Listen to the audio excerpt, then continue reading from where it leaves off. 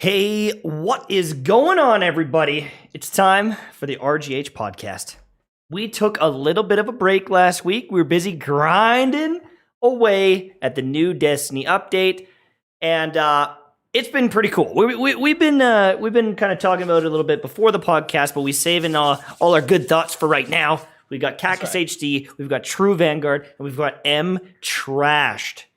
Ready to talk about all things gaming. We're going to get into some Elden Ring talk today. We're going to talk about Artesian Builds and their company essentially collapsing in the past couple of days. We're going to talk about a blacklisting from Sony and whatever else happens. So it's going to be a good time. Hopefully everyone can hear everything okay.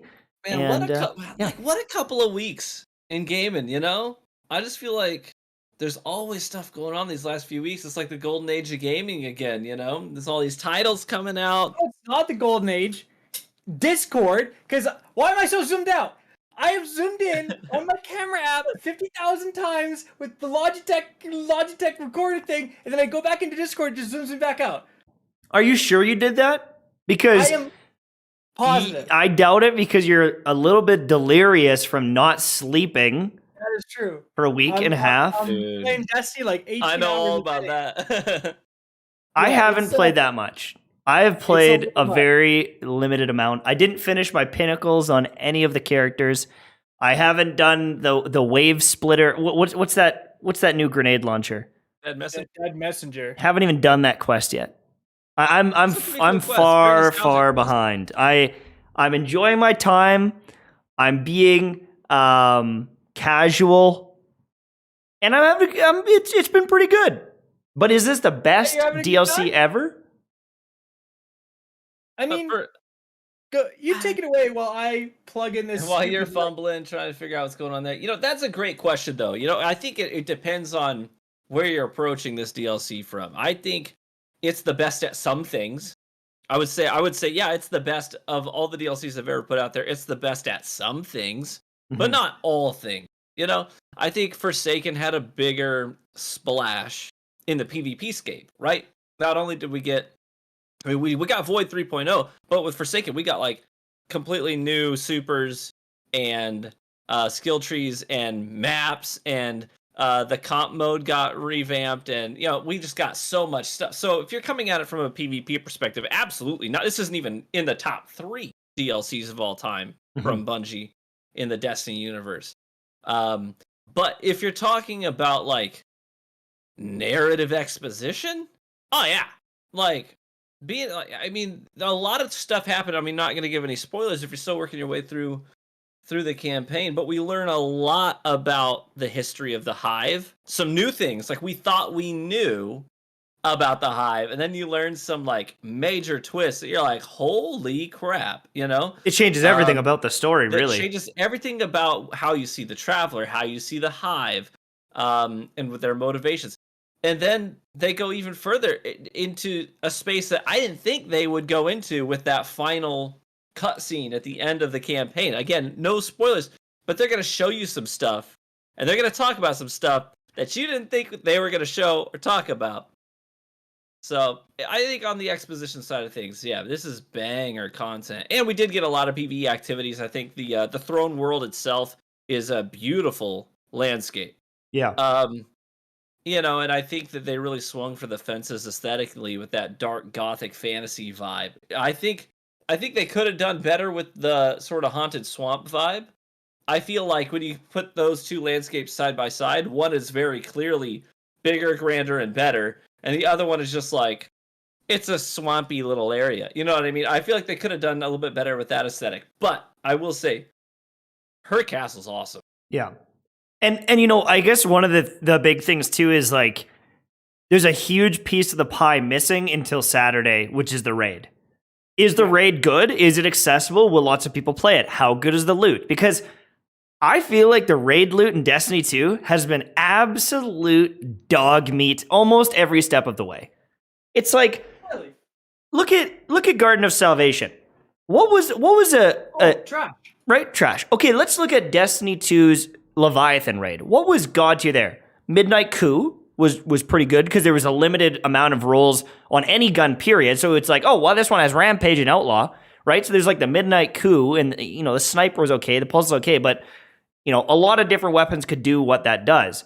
The newest raid, or even like if we're looking at Scourge, like the exotic for sure, and the shotgun was like maybe all right, and I don't know, I just feel like there haven't been many raids that have been god tier. Even Deepstone Crypt, there was like some fun recombination perks that were fun and different, but are people actually using them right now? Are they the meta DPS weapons? Are they the meta? Are they the meta? I don't know about that. Meta. Listen. Why? You're wrong. You're right and wrong at the same time. I've never heard such malarkey. Here's what first of all, I opened my freaking Logitech recording thing and it instantly zooms in for no reason. Discord, you're so bad. Let me adjust my camera via Discord. Anyways, it basically we went up to Garden. Like pretty much most of the raid loot was pretty boring and average up to Deepstone Crypt. Deepstone Crypt was the first time where they said, okay, we're going to actually put some raid-specific perks like in here. And we got recombination and stuff. And then there's only been one other raid after that. It was Deepstone Crypt, right? And then it was the remade Vogue. And remade Vogue has some fire stuff. Fatebringer, they brought it back and they had added very rewind meta rounds. Fatebringer is definitely meta. Very rewind meta. Rounds on the sniper is amazing in PvE, although it just more depends on what the like featured weapons in PvE are. But like they have actually learned. And now I feel like this one is going to be even saucier because I bet they'll still have some raid unique perks, but then they'll have raid unique origin traits, right? Like they have all these different origin perks for like Suros, seasonal stuff.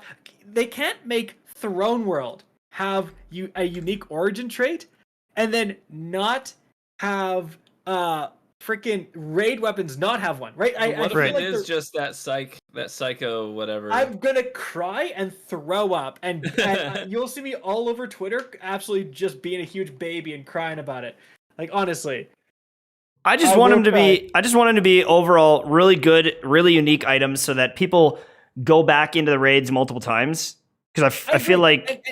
But can I say, like, I agree, you're right, but they're kind of already doing that because they have the craftable weapons. Like, all the raid weapons, if you go into the crafting system, if you go and look in Mars, every single raid weapon is in there. It's literally, you can see the raid weapons. Yeah, the craftable. You just can't go and look at the perk set. So, and all of them require 5 of those red borders. Good luck for the deep sight, yeah. Yeah, so there is built-in replayability because now you're going to go in and you're obviously going to be looking for the god rolls, but then low-key you're also looking for the red rolls so that you can craft your own raid weapons and then you get the guaranteed god roll. Baby. Question, I don't know if they'll do this, but like to force crafting and leveling, do you think that the raid weapons that drop can be god tier, but then the crafted one will have maybe like a unique perk that even those don't have? Like, from what we've like seen, masterworked, like something that's the enhanced perks. From what we've seen, basically like you can get the god roll normally, or you can craft it, and then if you craft it, you get the enhanced perks, which are pretty minor. For the most part, enhanced perks are like except for the ones that are getting taken down, like pulse monitor disabled, 1-2 punch, we got taken off the table. True, yeah. Add some slight. Well, okay, but example though. So let's say there is Fatebringer 2, just like. Or any top tier weapon, like it's Fatebringer 2, and then you have the choice of grinding out and getting the enhanced perks or not. I think everyone's going to do it, right? Like if you've got a best in slot weapon with best in slot perks, you're going to take every advantage because it's like, when will you ever replace that? Well, the only thing that they said, the devs did say, they did specifically say that some weapons might have perks that spawn randomly that you can't craft. Right. And I haven't seen any. Certainly the like the ones from the season and the Throne World, everything that I've gotten randomly, I think like if you go on the database and stuff, like the craftable stuff is the lootable stuff the same. So the only place where that would apply would be like raid, I assume, at this point. Right. Yeah, that's true. So Which is cool. Like yeah. And like, I feel like I don't know what enemies are going to be in there, but with the campaign, even just like the encounter that they did in the campaign were like pretty good. I'm hoping that they nail this raid as well. I think the raids are always pretty good regardless. The worst raid is still some of the best content in gaming. It truly is. So I'm not too worried about it. I'm not exactly sure what enemies are going to be in there and what bosses they're going to do, but I'm assuming it's going to be Scorn. Scorn? Because the whole idea is that the Scorn are in the Tangled Shore because the Witness is controlling them and directing them. That's what the story is, at least. So I'm assuming that if we're going to be going into this pyramid ship and the Scorn are the ones using pyramid tech in the throne world, I'm assuming it's going to be a Scorn raid. I'm terrified of that. Yes. They're kind of scary. Exactly. They truly are. Scorn raid is actually terrifying because we've never done it. That would be kind of nice just for variety. We've never done a Scorn raid. Never done it. And never want to, but I'll take what I can get. It's just they're so lethal. They're so much more lethal than a lot of the other the totems they throw out. Yeah. Just, like they just totally block like huge DPS things that you do. Like you work up to getting your charge with light stacks, everything, and then you just go to shoot your one big shot, and then suddenly that purple totem pops up and makes everything immune. Yeah. And you waste it, I really enjoyed the story. The PvE activities have been good overall, but PvP, as you said at the beginning, has been pretty bad. My only hope is, because they said next season is when they're working on PvP, you better start working hard, because that is so broken. Like, I can't believe how some of the things make it in there. You can be permanently invisible. You can, and there's some things that I think are fair to complain about. Like, I think the invis is just busted. And like, you could shoot them a couple times and they still invis, which I think is a mistake. But the other thing is there's other things that people complain about and say, oh, it's so OP, but it's not as crazy as people make it out to be. Example, the shield on the barricade. Now, if you pop the barricade before the fight and you pop out and I can't 3-tap you and you can 3-tap me, that's very strong. But there's a cooldown on it. But like, if you use the barricade in the middle of a fight, I will just punish you and kill you almost every time. Like, I don't think I've ever gotten handcuffed by someone popping that shield and not just killing them in their animation. And so I think there's some perception issues on what seems OP and what is OP. Because when they pop the shield, it looks like their HP is full too. And so I think it baits people into going like, oh, that's impossible to kill them. And they just kind of run away. But then you shoot them once and it takes away the entire overshield. And their HP. Red bar. Yeah, exactly. Like, oh. So I don't know. I really do view this game as like a PvE game long term. And I think that's part of the issue is like I was and am a PvP player. And so when it's not good, I feel a little bit frustrated. And I like the PvE stuff, but if it's not like super challenging or interesting to me, I fall off. Or if the loot isn't really, really good and really chaseable, because I'll do a raid multiple times, but when I'm doing Garden of Salvation and I'm looking at all the gear, I'm like, I'm not coming back in here. I'm just not wasting my time in here. I just don't care about any of these pieces of loot. So I understand power creep and, maybe you can't have all the best stuff in a raid, but it has to be good enough to get people coming back, or else it's kind of one and done content for me, at least.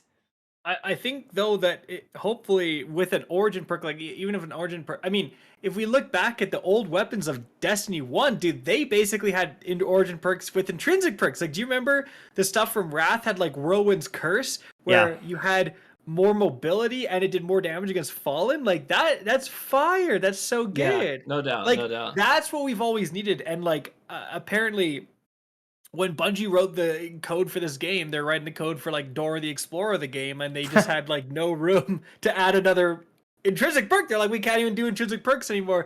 So thankfully they did some malarkey with the code and now they're able to have those intrinsic perks. I think those intrinsic perks are key. They're already starting to matter. Like, you're already starting to see people, the Suros ones with extra stability, like for PvP and stuff, like people are starting to go after these specific, these specific intrinsic perks. I think they're really going to end up mattering, and we're just going to keep getting new and cool ones from like future seasons and raids and all that stuff. Well, the new Cantata hand cannon, it's got that Suros perk that reduces flinch and increases your handling. Like, that's amazing. You're going to get that to proc in more situations than not.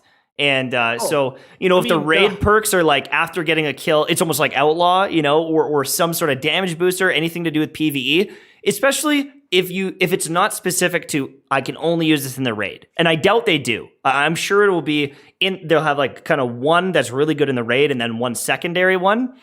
If it ends up being just the raid perk and it's super, super good, I'll just use it in the raid. That's fine. Maybe it's good in PvP. I don't know. But who knows? Have you tried any Gambit? Okay, oh my god! Everyone says they hate it. Can we just say, overall, Witch Queen seems good, and it's like if you're having fun in Destiny, like just buy the Witch Queen. Like it's probably going to be like you're going to get a lot of content. However, there's a ton to do. Yeah. With that being said, as like a long-time player, looking at kind of what's going on in the game for like the economy and so on, it's a little sus, okay? So what do you mean by the economy? Okay. Break it down for us. Like Bungie a crafting economy, or? Bungie has capped everything. Every single material Bungie adds, there always has to be an arbitrary cap, and that arbitrary cap is arbitrarily low. Like, it's forced equalization. We can't let the good players get too good. Like, God forbid people want to play our game. Because here's the thing. The materials for crafting, like, you have to have there's so many different materials. Like, it's like an unnecessary amount of materials, as always. Like, you have the neutral element you need, and then if you're crafting enhanced perks, you need another specific element, like ruinous element or energetic element. And all of those are capped at 250, right? And it takes 70, like, if I want to make an enhanced perk with ruinous element, it takes 70, right? So if I make 3 weapons with enhanced, I'm out of my 250. You gotta go back into that loop, yeah. And you get 12 when you complete a deep sight weapon. 12. And so it's like, I'm at a weird spot where I'm at the point where the smart thing to do is to complete a deep sight and put it in your vault. That's right, and extract it when you need it, yeah. So, but Bungie said, hey guys, crafting system will alleviate your vault. Meanwhile, I have nothing but red weapons in my vault. Like, my vault, like, thank God I cleared it down to like 300 out of 500, because my vault, like, seriously, it is full of red weapons. And again, it's like, if I hand them in now, I'm literally wasting it because I'm at that stupid unnecessary cap. And it's super hard to get the like gold tier like things, the gold for enhanced perks. It's really difficult. Like, I grinded because you have to get the deep sight weapons, specific ones from Wellspring. Yeah.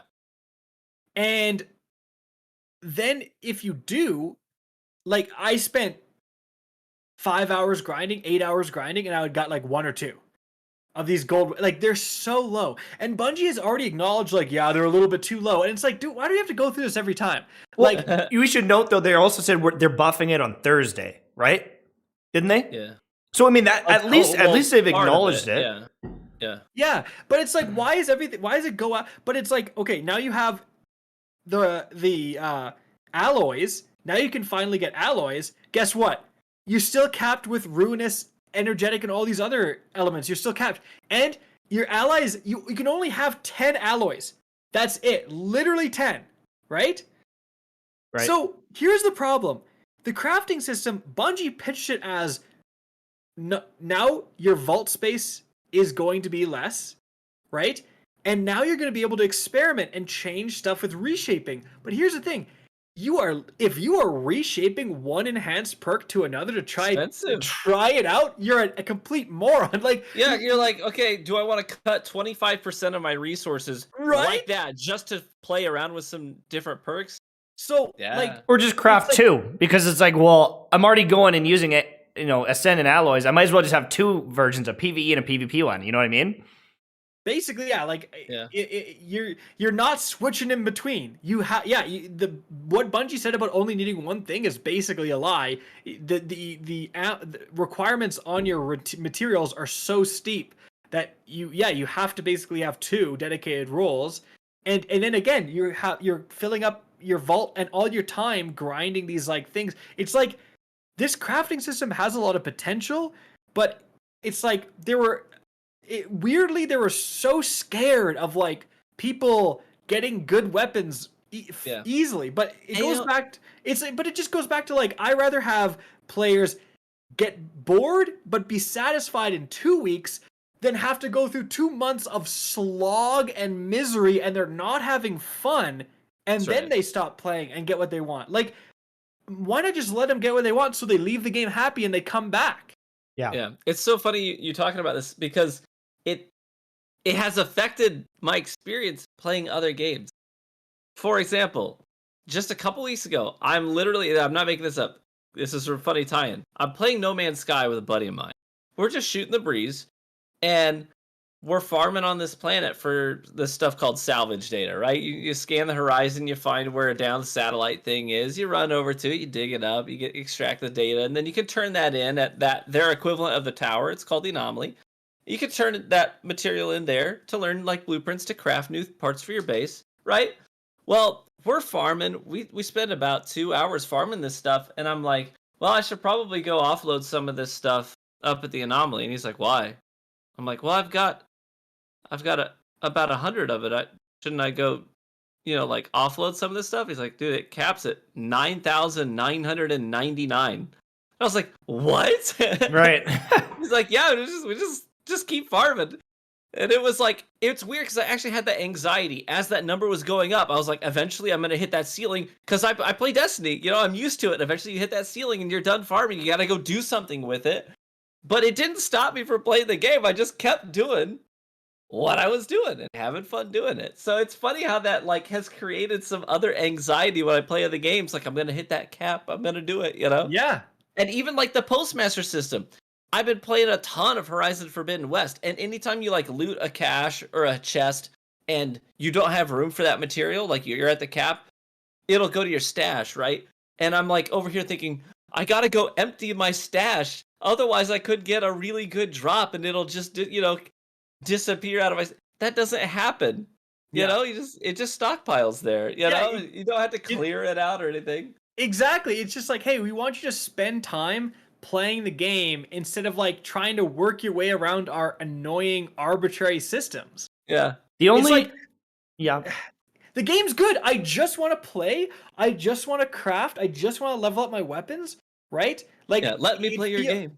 It really feels bizarre. It's like Bungie's like, whoa. Like, don't have too much fun now. What are you dumb? Like, you gotta take your your foot off the pedal a little bit. It's like, no, I want to go hard, right? Well, and I suppose there is another side of that too, because you could be like New World, where you don't regulate these things, and then something game-breaking happens within the first week and breaks the economy permanently, because these things that you're supposed to work hard for are now completely saturated in the, you know what I'm saying? Like, everybody's got infinite, you know what I mean? So I suppose, there is, I guess, a little bit of, as much as we're venting about it, there is probably a little bit of merit to playing your cards close to your chest for a week or two. At the same time, it's like, would that really even be the worst thing? Okay, let's say there's a glitch, some Bungie intern enters something wrong, and then suddenly everyone has 3,000 Ascendant alloys tomorrow. What would happen?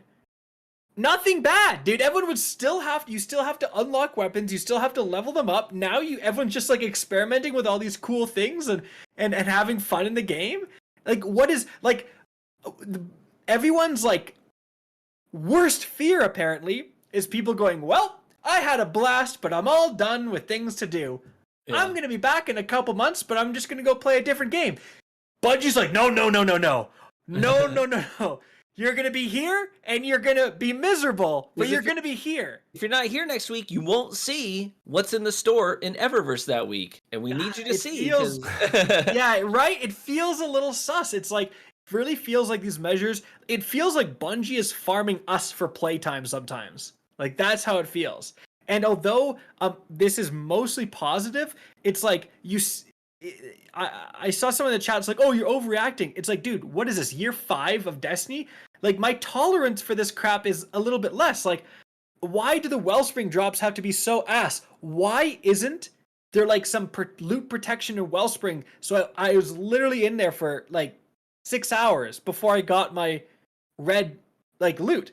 Like, why? Why isn't it have an increasing chance the longer I'm in there? You don't sound like a real gamer. What? Yeah. What the hell, dude? You sound. Yeah, exactly. I guess you're right. Are you playing This 18 is an hours a day or interesting- 6 hours? Yeah, you guys got me. Actually, that's true. This is a comment chat that says, "Can you guys speak about the stupid launch time? They should get more servers." I have to say, that was by far one of the smoothest launches I I have ever experienced, ever in any game. It Like, was. I didn't get It was booted, the I didn't get kicked, I smoothest didn't of get Destiny trashed. probably ever. It was Yeah. so good. I have no complaints about the launch. I'm sorry if you had a different experience. That was not mine though. Very smooth. I know. Might have been a PlayStation was behind as well too. Which PlayStation 4, yeah, their update came out at like 9 in the morning, and then they also have to copy for like 6 hours, so they got a little whammed. Yeah, I think there was a little bit of a miscommunication there that happened because there was like you had to do a download and an update, but then there was a second one that hit shortly after launch. I think that they just didn't sync them up correctly or something like that. But other than that, that's not like a server issue. I think the DLC was really good. Like, I think it is really good. I think the raid will be like the final piece to see like how good was this really, because if it's a trash raid, you know, it's a good DLC. If it's an amazing last wish type raid, like of quality, people are gonna, you know, I think that brings it up in points because I think it's definitely important. But you know, I guess the other thing too you have to consider is like this is the first season of this DLC and like this new year, and they're bringing all the other subclasses. Like it, you know, there's a lot more to it that we don't see just yet, kind of thing. Yeah. That's the way I feel about it. One thing is, Zoe said, well, 6 hours is an hour a day for a casual, so 6 days out of the whole season to get a weapon. Yeah, but it's more than that, because once you get a weapon, you have to level it up, and then once you level it up, you have to get the alloys, and once you get the alloys, then you can do an enhanced perk, and God forbid you pick the wrong enhanced perk, or you watch the wrong video, or you decide you want to use it for PvE instead of PvP, that time is going to basically double. So, it's like, I thought this crafting system was to reduce RNG, and it feels like they were kind of scared of doing that, and so they have so many RNG systems in this crafting system. So it almost like doesn't feel like it's reducing RNG, right? At the end of the day, you're going to be able to craft what you want, but there's so many RNG hurdles. It basically feels like luckily getting a god roll anyways, and the whole thing is unnecessary because 90% of the loot you can't even craft. Like the funnel web and all these other guns you have to get randomly, so they still have this RNG system. I don't know what they were so afraid of. Yeah, that's fair. We should probably move on to Elden Ring. Yeah, we should probably move on. We've been on Destiny for half an hour now. I've just been ranting about these economy things, but it's overly very positive feelings. There's a about lot the of good Queen. changes. There's a lot of great stuff. It's just like so much stuff. It would be so good if there was like these minor changes, right? Like Gambit. Do you guys play Gambit yet? Yeah. I was like, what is going on with this? How did they looked at everything and they're like, let's literally make it worse. Like, I don't know what, I think honestly, everything derives from the boss fight. Because it's too long?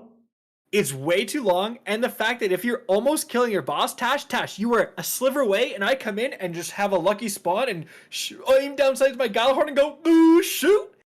One shot, and destroy your team. Your boss heals to full health, and here's the kicker. Whoever, like, did this at Bungie, sadist. Like, this was just such a brutal move. Once it gets to full, you have to go through more of health phases.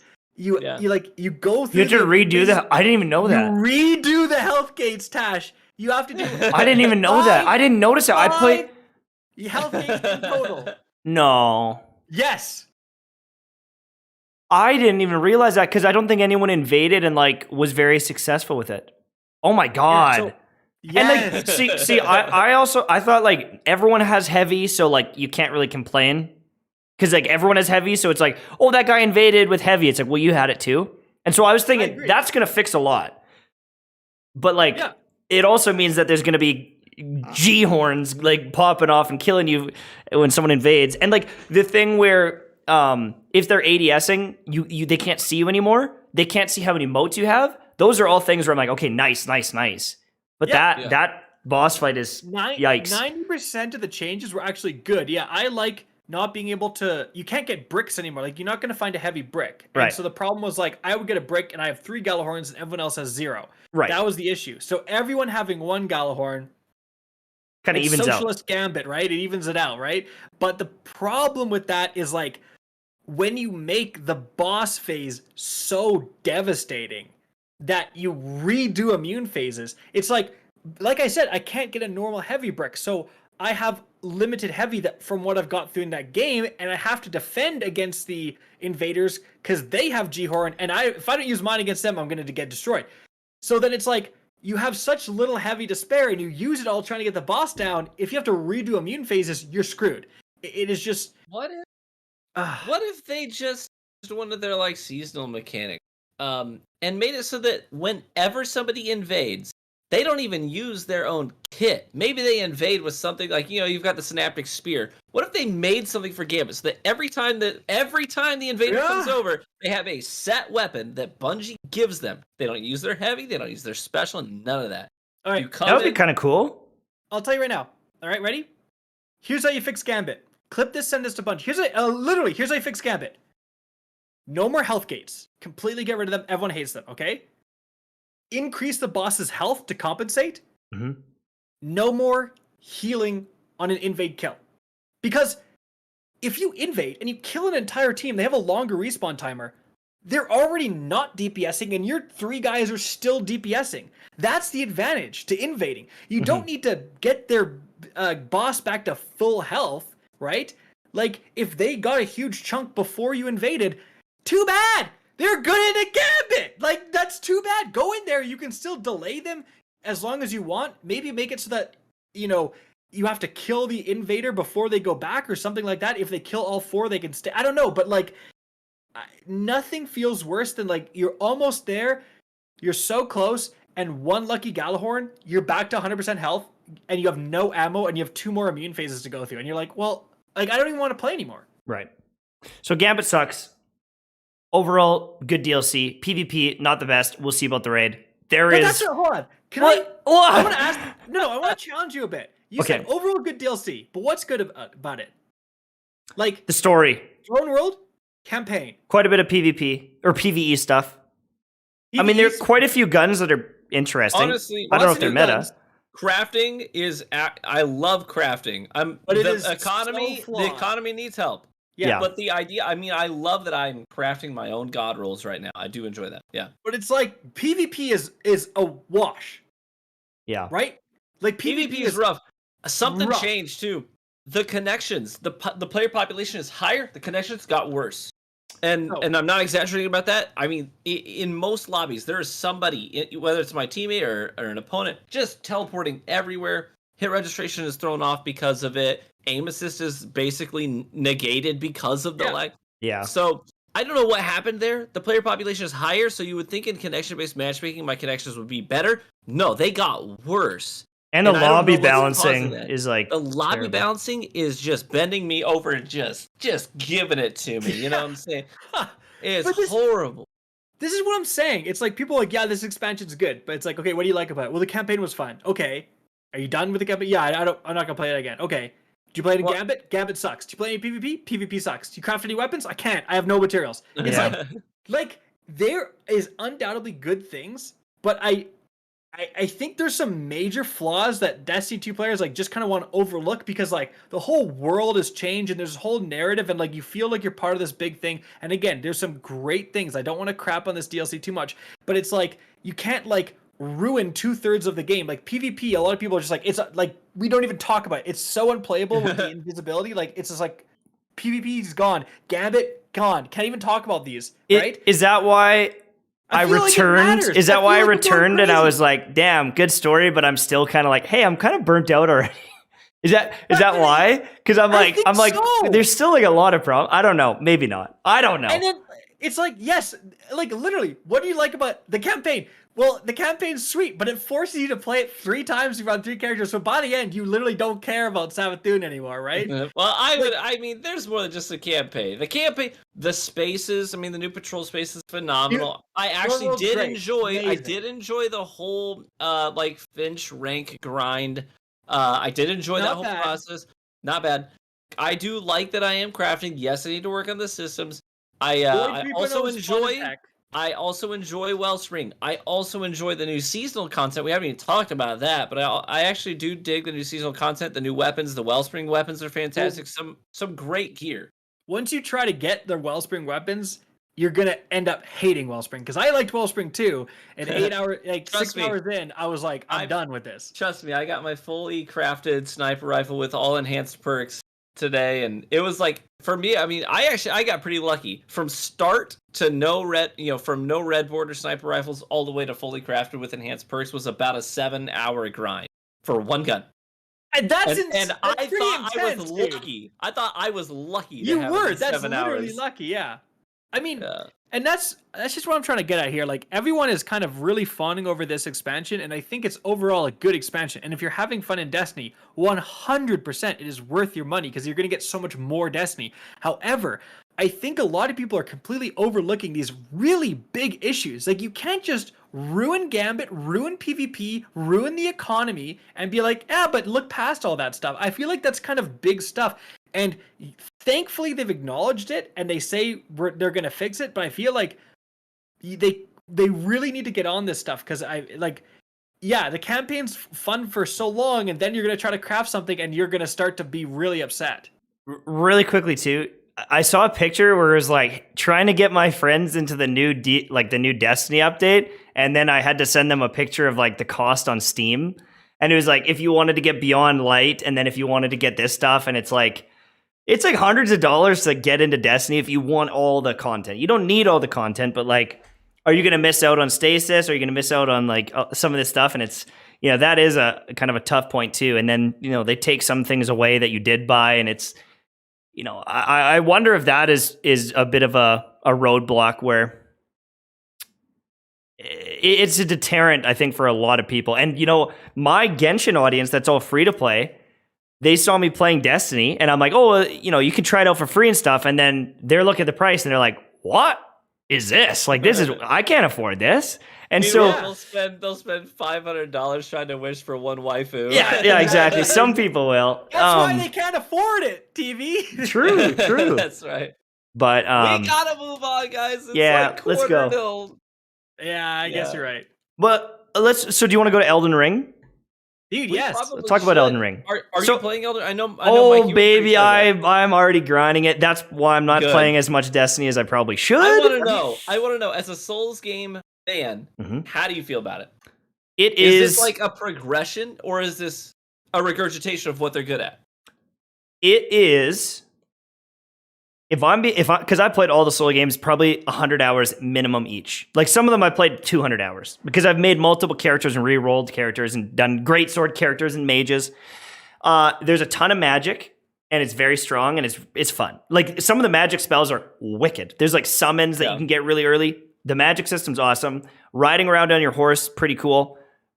Melee combat is melee combat, and it is classic Dark Souls difficulty. In fact, even though I'm a veteran of the game, I would say some of the first bosses are some of the harder bosses, like, for where you are in the game. Like, it was almost shockingly hard. I was like, holy shit. Fight the knight off the start?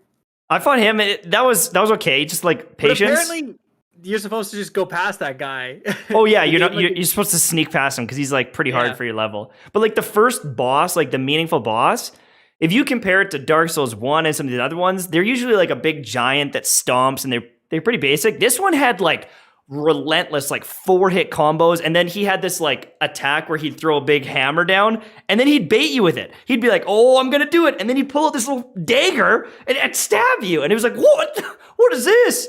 So they threw a get good moment at you very, very quickly, like very quickly. But there's some mini bosses around, and if you do exploration, there's some more basic enemies, and I think that's the plan. Is you're gonna go get beat by that first boss a few times. You go explore for a bit, you come back in a bit, and you kind of do that for each region, because there's caves and little dungeons you can enter, and I think overall it's been fantastic. It's almost like that Pokemon Arceus, the new one, where I feel like it's almost like a proof of concept in some ways. Like the frame rate is struggling in a couple spots, and there's no plant physics. No plant, I guess. See But that, see that tweet that blew up? will they make Elden Ring 2 and make it even better? Because there's a new Pokemon that got announced, like the Scarlet. Yeah. Pokemon Scarlet, and it just looks like year, Pokemon Arceus number 2. Like it just looks like the proof of concept was that one, and now it's even better. And so Elden Ring, I think there's definitely some stuff that they could improve on, but it is overall very, very good. My only question is, does the open world confuse players, or does it actually add anything? Because like the Dark Souls games are very well crafted, and you go from area to area, and they flow together, and the maps, there's quite a bit of exploration. And even that journey almost tells a bit of a story. And I wonder if maybe that gets lost in the open world aspect. I'm not sure. I really don't know. And the fact that like in the open world, in a lot of cases, you can skip ahead and you can actually find some really OP stuff early if you wanted to. And it's like, does that ruin the game? I don't know. I don't know if that does. For some people, they love that. You could do it in Zelda, but like the open world is actually pretty populated, and there's like stuff going on. It is. Yeah, like it's and it's like I think more what I meant by the Arceus thing is like the frame rate. Like even on my PC, like I've got a 2080 Ti, which isn't the best of the best, but like sometimes it's chugging along a little bit, and like I can't imagine it on console. Like it'd probably be chugging a little bit more, but yeah. I was gonna ask something. Well, but it's weird, like the way you say it, Tash. Like I've been hearing nothing but 10 out of 10. This game is like God himself transcending into a video game and just giving it to you. Like, Critical was like, yeah, amazing game, so much to do, like 80 different bosses. Like everyone, it seems like, who is a fan of the Souls genre is like really happy with this game. Oh, I am. Like I'm critiquing it very heavily of overall, but the thing is like even the worst Souls game, if you're a Souls fan, is better than most games. Like in my eyes. So it's like but it's a divisive genre because I'm seeing actually a lot of mixed things because Elden Ring got so much pre-launch hype that I think a lot of people got caught up in that hype and they're like, oh, this game's apparently supposed to be like God's gift to mankind. Yeah. I'm gonna buy it, and then they return it, or they're like, I don't know, man, this isn't my thing. So like, could this be a Game of the Year contender, or is it too 100%. Niche of a genre that because it is unapproachable for in some regards to somebody that doesn't like getting their butt handed to them in a video game over and over and over again before they prevail. You know what I mean? I think also the reviews. Can I say like when you said the review hype, the people who reviewed this game were like. I remember like IGN and when like people, the guy at IGN who loves Souls games was like, give me. Because he's hyped for it, right? Right. So it's like the reviews often were done by people who like and play Souls games. Like, from what I saw. So they're all like, we love this. And yeah, I think you're right. Like, Brock from Kappa Beta Psi, who plays Call of Duty, it was like, I'll get Elden Ring, and just gets destroyed by the first boss, right? Like, Brock is not prepared for this, right? Brock plays Warzone, not Elden Ring. And so I think I do have that disconnect. Now, that's not this guy's fault. It's just like, everyone is praising this game, but it is like, you have to like this style of game. And that's why I've always make fun of it. It's like, when the Souls fans get so mad at me when I say this, but I'm like, is this boss fight the one where you have to wait until he's about to swing and then dodge out of the way and then smack him and then dodge out of the way? And they're like, that's not the game. That's not. And then I watch gameplay of every boss fight, and it's literally just that. Well, did you see the Souls community? They're funny. I mean, they are. I will say this: they are a passionate group, and I love that. But did you see them just band together to absolutely hate on this guy that posted this? The clip was like titled something along the lines of, was this the guy that you guys are all having trouble with? And he basically like dodges away from the boss and hits it with a spell, and dodges away and hits it with a spell. And he spams the same spell like 12 times until the boss dies. And it's like this stoic cat that like hops around, you know what I mean? Yeah. Right. And everyone was like having a hard time with this boss. And he got lit up by the Souls community. They're like, that's because you're using stupid magic, cheap spam attacks. And Right. it's like, the guy's like, I just played the game and like you said the boss was hard, and he ended up like deleting his tweet, was like saying he was getting like accosted. I I thought would that have was kept it up. funny. I've been like, this is your stupid game just because you want to use the long sword of dragon slaying. Like, I'm going to use the spells because it's free. That's right. One of the comments said Sekiro won Game of the Year, and that was super hard. That's like a Souls game. Yep. So my thing is like Elden Ring has been hyped for so long. I'm sure a lot of people will pick it up and hate it, but a lot of people will pick it up and love it. And like maybe this converts some people to Souls fans because they've been too scared to try it, and then they're like, all right, I'm gonna finally do it. And like when you die to your first basic enemy and you go, oh god, it almost ignites something in you. Not for everyone, but it's like, all right, I gotta figure this game out. Like, is it actually this hard? You fight the first boss and get crushed, and it's like, well, I gotta beat it. Like, I can't just give up, you know? It's my first time playing, I was like, this game is trash. And then after my fifth time dying, I was like, I'm gonna beat this game. Yeah. No, dude, like, and it looks so beautiful. Like, the world is so beautiful, and it looks so interesting. And I keep seeing like TikToks and random stuff of like all the different like bosses and stuff. And I'm like, even I'm like considering, I know I'm gonna hate it, but even I'm like, well, what if I don't hate it, right? So it looks like such a cool game. But every time a game like this comes out, and it happened with Sekiro, and it's gonna happen now. Every time a game like this comes out, like by design, it's a hard game. It's like by design, it has those get good moments. And then there's always a big debate about like, why isn't there a super easy mode, right? Like, I want to go in and experience the game for the narrative.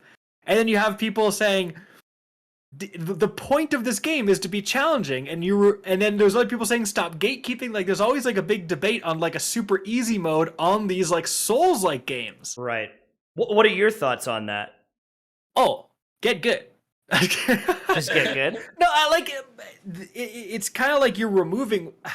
I understand. I mean, heck, if they did add it, like, I'd probably get the game. I'd be the guy who's like, I don't like the game normally, but it looks like a cool game and a fun time if it had a super easy mode. So it's weird. Like, that would be designed for someone like me. But at the same time, it's like, I'd also feel like it kind of just defeats the soul of the game is like that it's challenging, and it's like you're kind of the whole like. The rush of beating a hard boss is just like, and what the game is designed around is just diminished. Right. And that's fair. I mean, even my character right now, like, I'm yoked. I've got a big greatsword, and like the last boss I fought, I crushed it because I did some exploring. I leveled up. I came back and crushed it, and I didn't have as much sense of achievement because it was like, oh, I stomped that thing. But I know I'm gonna hit a wall in a bit. I don't know.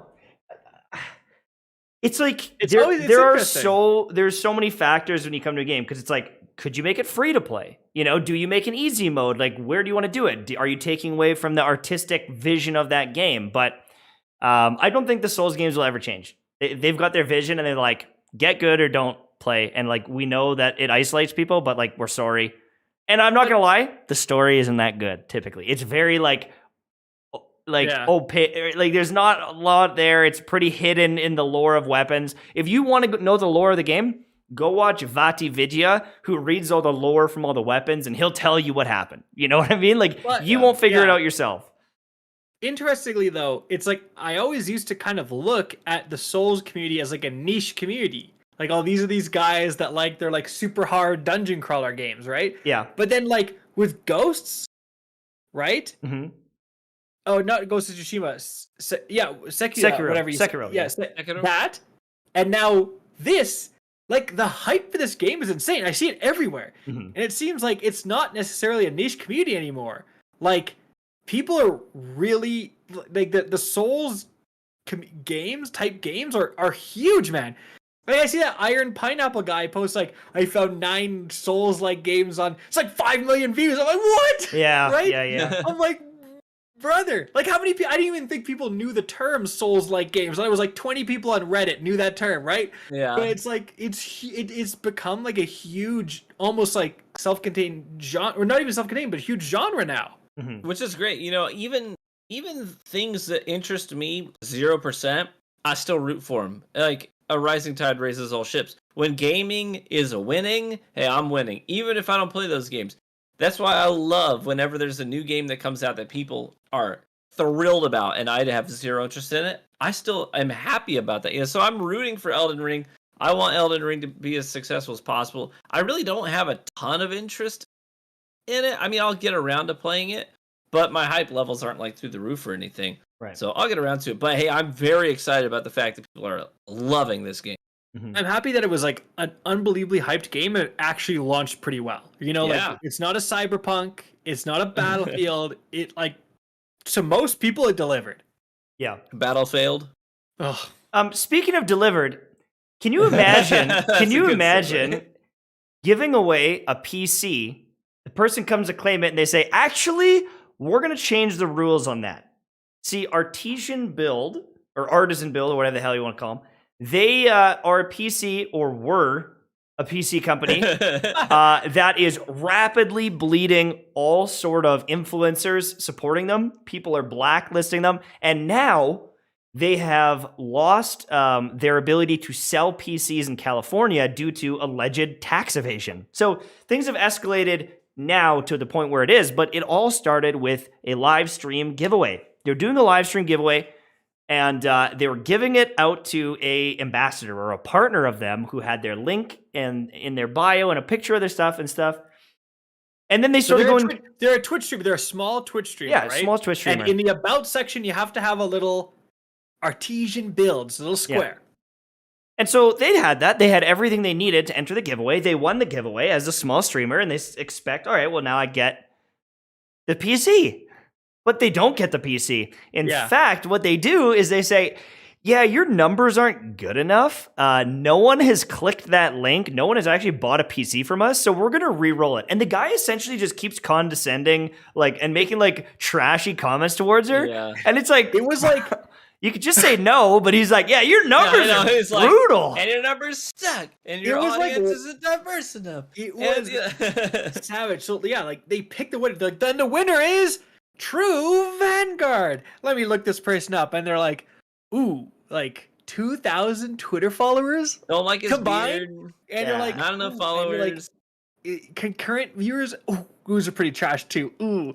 And they're like, oh, and here's the kicker. No one has clicked that affiliate link. No one. And they're like, and it's like, I literally couldn't even believe it. I'm like, you're streaming this? This is this isn't captured via a hidden camera, bro. I'm like, you're streaming this in public and you're acting like this? Yeah, willingly said it on their live stream. And on purpose. And just roasting them. Just roasting them. I was like, oh my God. When will it just kept going. Yeah. Now, I don't want to sound like I'm defending Artesian Builds because I'm not. But I will say something interesting was that kind of piqued my attention, right? Caught my ear was when they said, no one's clicked your link. And I kind of understand the reason they said that, and the reason they said oh, this is why you're out of the competition, I assume is just so that people won't, obviously for them, if they're giving away this multi-$1,000 PC, they want people to promote their brand too. And so I think their idea was we give it to affiliates. So you're a small streamer, but you have Artesian Build link and you say, hey guys, go check out Artesian Builds down in the description, right? And and I think why they got mad is because they were like, oh, no one clicked your link. And so what they were trying to prevent is I enter this competition. I haven't streamed on Twitch in 5 years. I just slap a little image in my about and I'm like, I'm in this competition too. And I've never mentioned their products ever, right? And so I understand trying to avoid that. However, that was not part of the rules. They said, listen, you're a small creator, you have this link, you're entered. You can't then say, well, people have to click the link. Again, it makes sense. It makes sense, like why they were like, I understand that they were like, oh, people should be clicking this link, but unless you literally have that as an official rule, you have to say you have to get 10 clicks a month, then you're done. You can't change the rules. Right. And it's like, if you care about that so much, then go through your data of the people that have links and that are promoting it and do a giveaway internally through that. 100%. You know? Like, it was so unbelievably unprofessional to like check before you pick the winner. Check to make sure they're actually getting clicks on their thing. And don't do it live on stream. Yes, like if that's what you're worried about, if you're like, listen, obviously we want to give it to people who are actually promoting our business. Again, that makes sense, right? But to pick a winner first and then roast everything about her, and here's the thing. Honestly, I'm trying to play devil's advocate almost too much because it was the last thing they mentioned. They roasted everything about this poor streamer until they got to the click links. If they would have just said like, hey, literally no one has clicked your link, so we don't know if you've put this in 15 minutes before this competition, right? And obviously we're trying to avoid that. If they would have said that, maybe, but no, it was like, look at your channel size, look at your concurrent viewers, your literal dog water. And it was like, it's so funny the way this shook down too, because it's like us and the streamer, you know, we are big, powerful PC building company and you're a tiny little peon. And then what ended up happening was like they got canceled and she got like mega promoted. Oh. The other PC builders were like, hey, we'll give you a free PC. You know, like she got a PC. She got plus 20,000 followers on Twitter. She got plus 20,000 followers on Twitch. It's like, my, how the turntables, you know what I'm saying? Like, it was really funny the way that whole thing shook down. Like, never underestimate the power of the internet, you know? Now, speaking of... I know. Didn't they get in trouble for... I'm sorry. Didn't they get in trouble for tax evasion, too? Yeah. Didn't that come out? For California, apparently. I don't know if it's, like, for sure, but... Also, apparently the gain of my mic is loud suddenly, even though I literally didn't change it since I started talking. You sound good to me. Fine to me. You sound good to me. But I can't testify to how it sounds in stream. To me, you sound fine. I was really loud before I had to turn myself down, but that's just me. Chat just relaxes, you know. He's so loud. A little bit of yelling. Yeah. Okay? You never know. But holy crap, dude! Like they had. Did you see the apology by the CEO? It was so bad. Yeah. Dude, someone retweeted You couldn't even hear it. They're like, is this dude recording this on a CB radio? It was, you think my mic quality is bad, dude? This guy, I literally have no idea what mic he was recording on because it was like, it was so bad.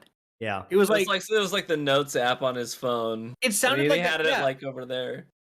It sounded like a 1950s like radio broadcast, like not even. It was to distract you from what he was saying.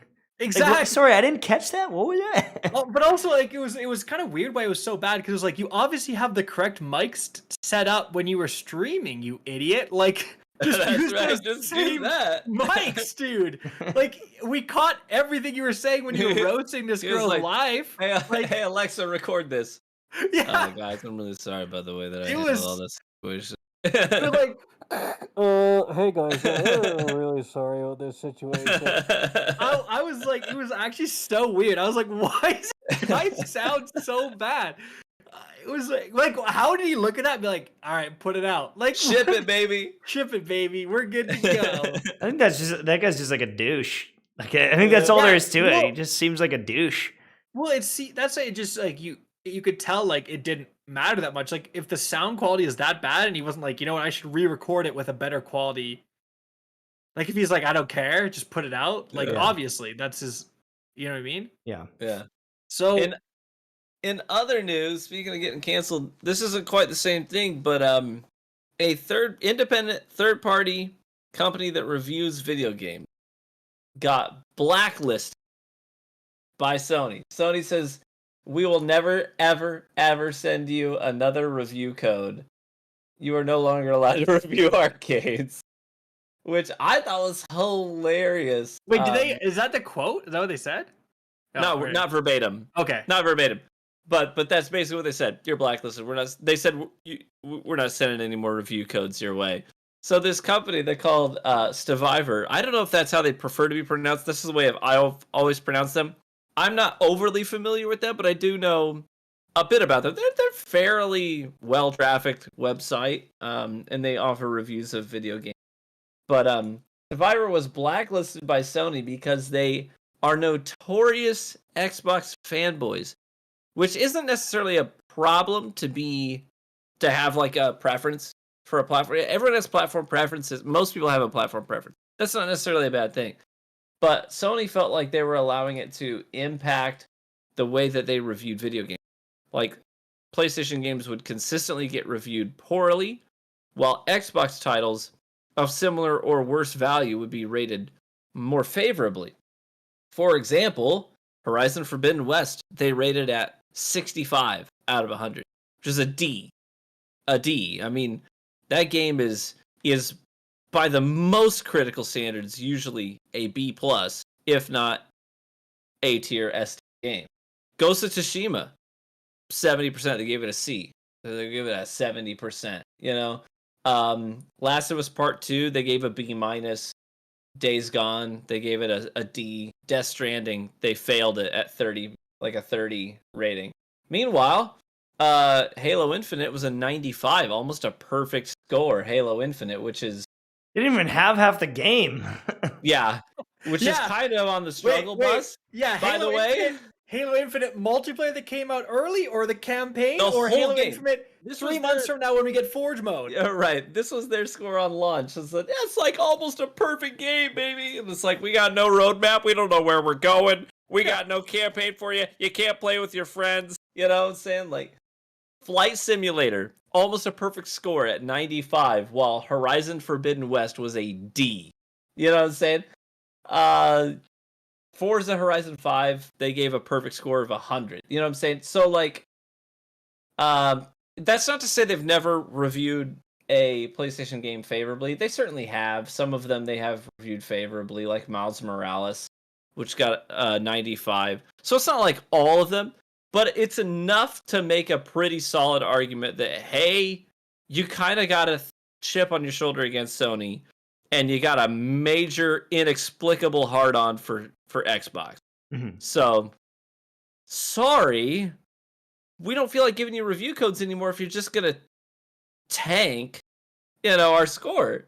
So, anyways, they got blacklisted. They actually tried to circumvent the blacklist by going behind their back and having one of their reviewers try and get a review code independently, like as an independent reviewer, and they're like, no, we know who you work for.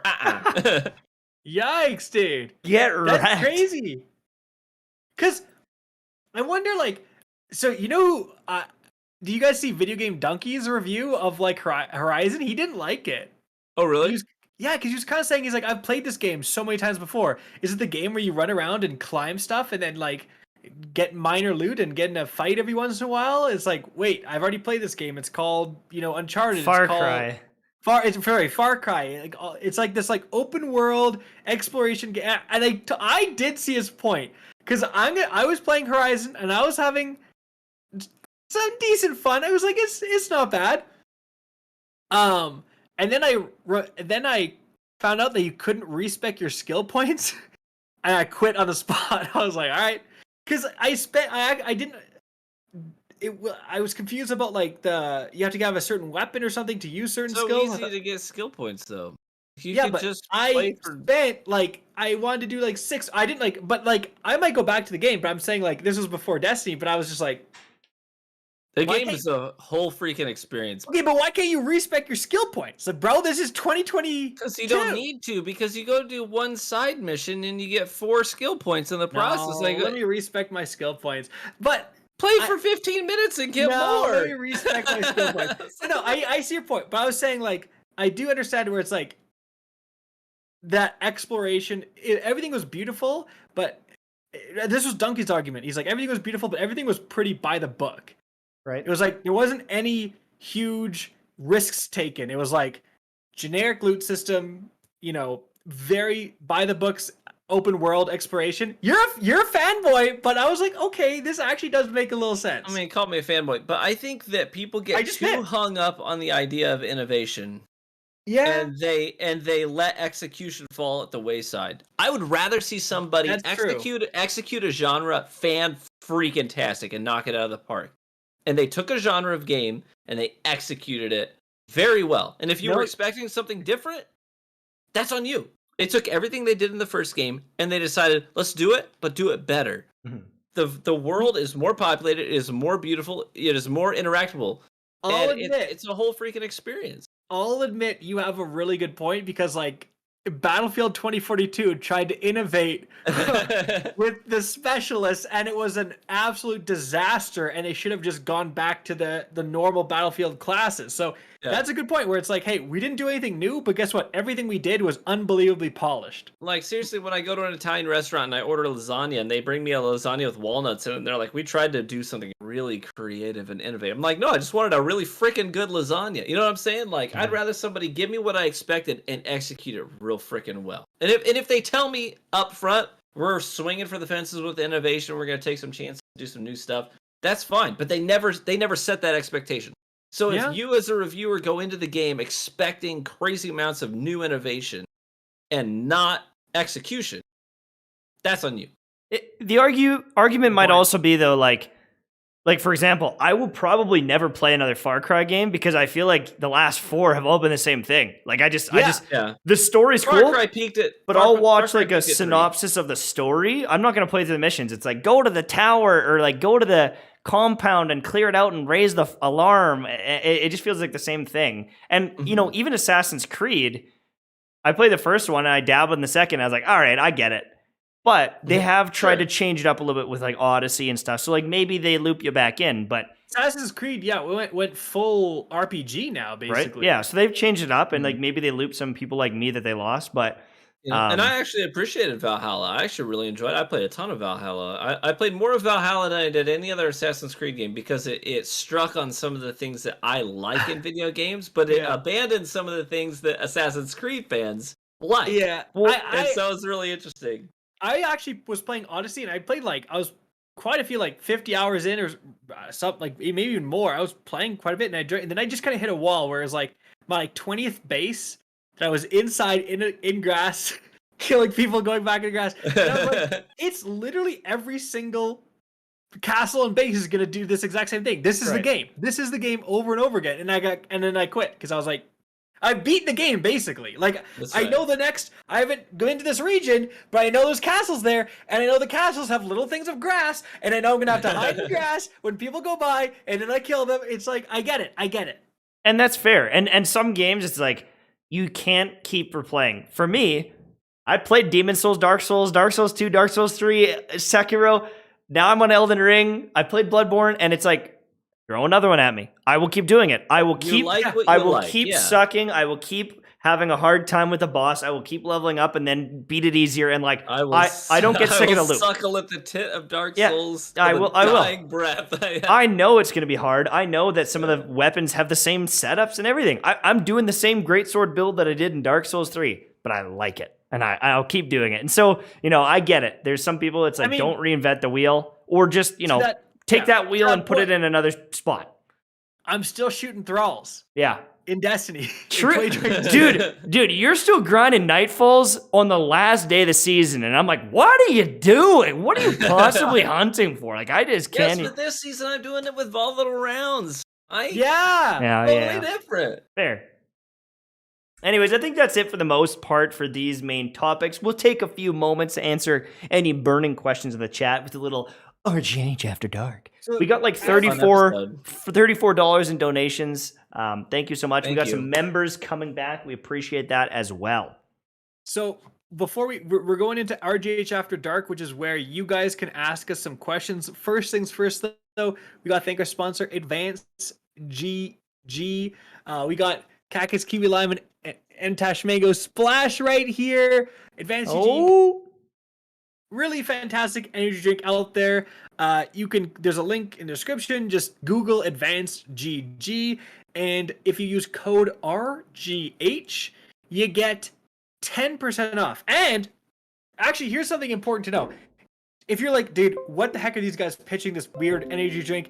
It's just a nice thing. You get it in a powdered form. You have all these flavors. You put it in some water, stir it up. Like, this thing is going to last you a long time. It looks small, but you just need a little scoop, right? So I've been pounding Advanced GG every single day as I'm sleep deprived doing Destiny content. Like, I'm going hard. But they actually just introduced these starter kits. Like, I have a Cactus HD starter kit that just came out. It comes with like a sticker. It says like, "What is up, guys?" And today, but all the starter kits are they're like, "What is up, guys? Rick Cactus here." And today, I'm amazed they were able to fit your whole intro on a sticker. I know. That's incredible. And it's not 20 years long. Anyways, there's only 500 stickers. And it's 50% off. So it's $10. And then what you can do is you use code RGH, and it's another 10% on top of that 50% off. So it comes with 4 little packets. It comes with my flavor, Tash's flavor, I think Mr. Fruit's flavor, and another flavor. So you can try a bunch of flavors, see if you like it. It's $10, right? Advanced GG. All yeah. right. I have 2,000 shaker cups that I need to sell. Yeah. They made like a custom Genshin Impact one with me, like with a claymore and like a Hydro Vision. It's actually pretty sick. This is a little bit of a leak, but I'm gonna say it anyways. Uh-huh. Oh, no. I'm getting my custom shaker, and they showed me the design, and it looks fire, dude. It looks Nice. really good. Is it as good as your hoodie? It is Your 1 million hoodie? as good, if not better. I'm gonna beat you at 1 million right away here. We're getting close. Beat me to 1 million. I'm We already already at No, it. I Yeah, said million. I'm gonna meet you at 1 million. Oh, soon. me! You're gonna Oh. pass me, dude. You're gonna pass well by me. Well, it's the You can it's the beat me when you titties, get to right? 1 million too. Oh, Yeah. Anime titties. Actually, hard Another to compete leak. with that. Anime game that everyone was excited about that like potentially got canceled is not canceled, and your boy is gonna play it soon, and it's like it's gonna change everything. Tower Fantasy. Everyone was saying it was canceled. It's like kind of like a Genshin Impact clone kind of thing. And then Okay. it launched in China, and it like wasn't the best launch. And then apparently it was like, yeah, the global launch is canceled. Over there. Yeah, exactly. But apparently it's still coming out. So I'm like jacked up because I might have a new game to play soon. Because Genshin's in a bit of a slow turn. There's a new region, in 30 days or so, but it's in a slow spot. That's for damn sure. All right, so what we're doing here, guys, go ahead and ask your questions, and we're going to do our best to answer your questions here. Lone So- Wolf asked what I put on my Father Sins sniper. Yeah, I totally crafted my own God roll Father Sins with enhanced perks. I did. Most people are like, it's a sniper rifle. I need snapshot. You gotta think outside the box. So 140. The handling is already. I put the fluted barrel on it, which bumps the handling up to 85. And then I crafted for the base trait at range. I could have done handling and bumped it up to 95, but I did range for the base trait, flared magwell for faster reloads and more stability, and then I did under pressure, enhanced, and opening shot enhanced. And this is like a pre-nerf Twilight Oath. It feels so consistent, so good, since they neutered the crap out of 140s. This sort of Is offsets this the first time a sniper can get under pressure? No, so under But pressure not can common, right? It's not common, but it's the first time you can get it on a 140, which is what's important. So The other thing too is opening shot would be really nice for the aim assist, I'm sure. yeah, range and accuracy, stability and accuracy with under pressure. And you could probably throw that on a warlock with Ophidian and have essentially snapshot, right? Doesn't that up the Basically, right? it ups the handling speeds. Yeah. Or but the handling doesn't speeds Dragon are already Shadow do really that too? freaking high. Yeah, Dragon Shadow would do it too. Yeah. It gives the intrinsic, but yeah, the handling speeds are really high on 140s. Anyways, you don't need snapshot. Quick Forget it. scoping guys with snapshot is kind of dead anyways. You get flinched so bad with snipers now. Like you need to hold the lane, they pop out, you kill them more often than not now, I find. Like they've really interesting. neutered aggressive sniping in my opinion. Crit buff with the $50 donation says nothing but love and respect. Even if Rick thought that shotgun was S tier, maybe he's talking about the Zur one. I still thought that shotgun was very good. The Zur showed like The lightweight one. a quick draw Vorpal shotgun with full choke as well. The good barrel. I think it just had a bad magazine Yeah. or something. I was like, What get the light was it? shotgun. And people have been playing the game for 5 years. Like, I have a better shotgun. I was like, of course Because you've you been did. playing the game for 5 You've years. been playing the game for 5 years. This video is for you. They're for Johnny, like the guy who just started the game yesterday, getting ready for the Witch Queen. We got a $5 donation from Chip Cunningham as well. And then a question from Zen. Steam Deck came out recently. Have you seen any reviews, thoughts, and are you getting one? I probably won't get one, even though it's like, whoa, I can play all my Steam games, like on a bus. I just don't feel the need to do it. I just don't. I don't travel enough. Hold on. He said something about like Bungie is like it doesn't work on the Steam Deck, and they don't want you to play Destiny on a Steam Deck or something. Yeah, they don't want to support it apparently, or they're not going to support it, and I don't know why. Because it's like, isn't it just playing it off Steam? I don't know what the difference is. I don't know how I really don't know. I can't talk to it. I had no idea. Seems so weird. Maybe it's because they had like a deal with Stadia and they're like no more like secondary like peripheral type things. Maybe, but like Stadia is like pretty dead at this point. Like people still play it, but it's like not like. It just confuses me because it's like, isn't Steam Deck just supposed to play your Steam games? So why wouldn't Steam it library play? Yeah. They're banning people for playing on Steam Deck? You cannot play D2 on Steam. Bungie said you could get banned for trying to work around. Why? Oh, was it? It was security with Linux because it's on Linux and. Oh, interesting. So that might not be a Bungie thing. They might have like made a deal with BattlEye, and BattlEye is like, bro, we can't handle Linux. Like, we don't know what the hell we're doing here. Right. So like, if it would be a way of circumventing their anti-cheat mechanics, I would totally understand why they would have that position. Right. Yeah. That's fair.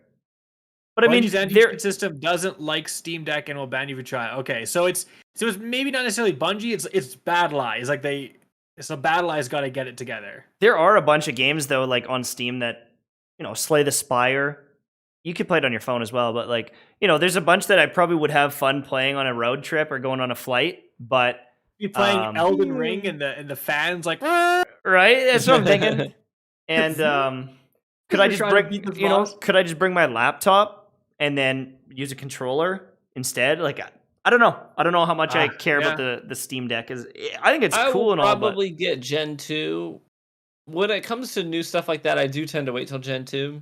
I've heard they've also already had issues with stick drift when it's like, a couple of days into having a Steam Deck.